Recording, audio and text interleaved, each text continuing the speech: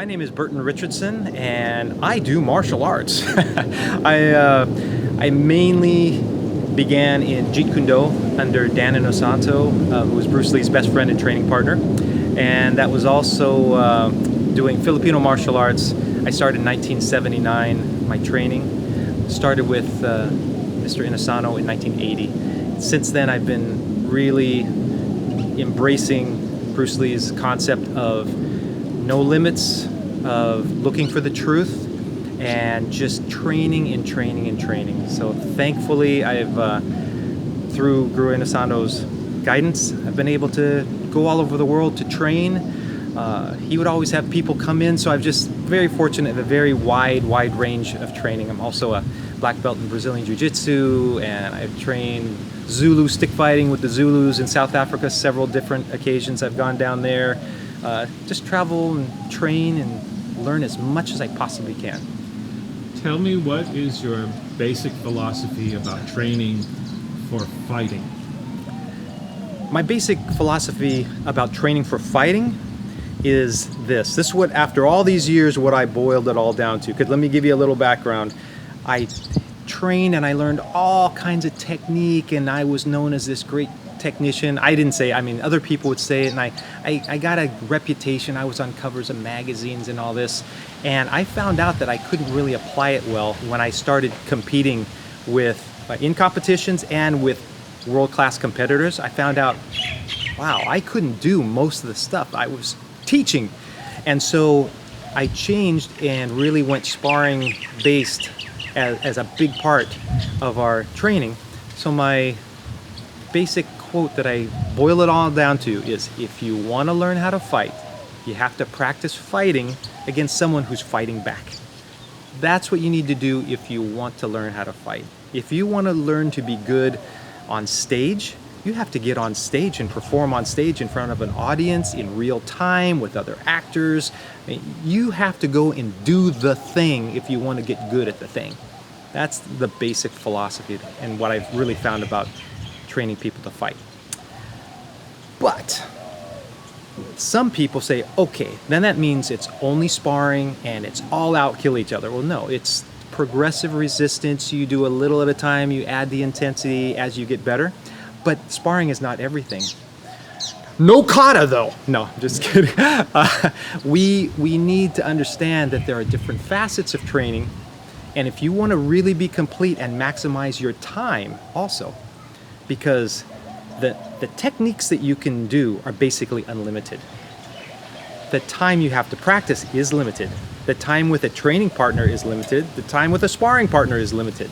So I'm here to say that sparring, if you want to learn how to fight, is absolutely essential. There are attributes you cannot get unless you do that sparring.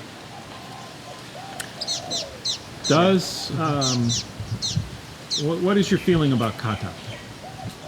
My feeling about kata is, some people, I think really what happened is it ended up backwards. And it's interesting because a friend of mine who went to China years ago when he was a young man, he finished college and said, I'm going to China to do Kung Fu. And he went out and he was looking to go out in the country and find some guys teaching him all these things.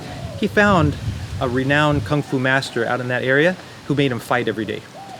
Like, this is one. But what happened is he learned how to fight, and then the master taught him the forms, the kata.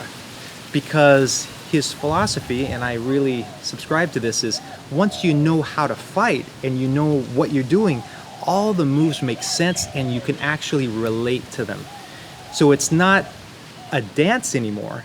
Every time you move, you feel someone coming at you and you move your head, or you step in with the proper distance and the power and get that alignment. Because kata is great for structural alignment, practicing the attributes of speed, power, the focus, but it's the relationship to an opponent who is unpredictable. That's what's missing. But if you already have that, then you do your kata. Because again, you don't always have a training partner.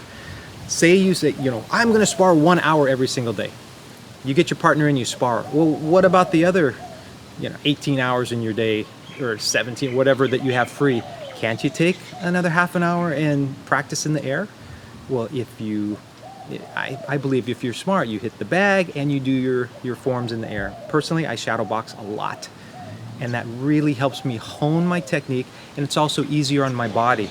Instead of slamming into a human being or into a grappling dummy or whatever, I'm able to do it in the air. So for me, it's an essential piece of the puzzle. So when you're typically taking a new student, you just throw them right into sparring right away? Is that? That's a very good question. So when someone comes to my class, it's interesting. The very first thing they do to warm up is they shadow box. I teach them how to throw. Okay, here's the jab. Make sure your chin is down, shoulders up. Here's the cross. Move your head as you're doing it. I throw a jab and a cross and a straight kick, and I have them shadow box that. So basically, they're already doing a kata, but they're doing it to learn the form. Then the next thing they do is they start sparring, but we go open hand, and they just a light touch on top of the head. So now they're relating to something, and something is coming in, and they're trying to hit back, and that's how they start. We do that kickboxing or boxing with the hands. We work a little simple thing in the clinch, just trying to grab each other's neck. And on the ground, they do a little thing where they're on their back, the other person's running around, they try to keep them at their feet. So sparring right away, but that's the basis, and then over time, we add a little more intensity. When they get to a certain level, they put the helmet on and gloves and start actually making contact to the helmet.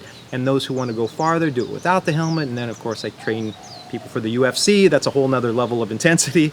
But yeah, first day, I don't care if they're 18 or if they're 70 or whatever, they come in and they just do very light playing right away. Great. Our main emphasis is to make sure that people can actually apply their fighting skills in a real situation against a strong, skilled, aggressive attacker.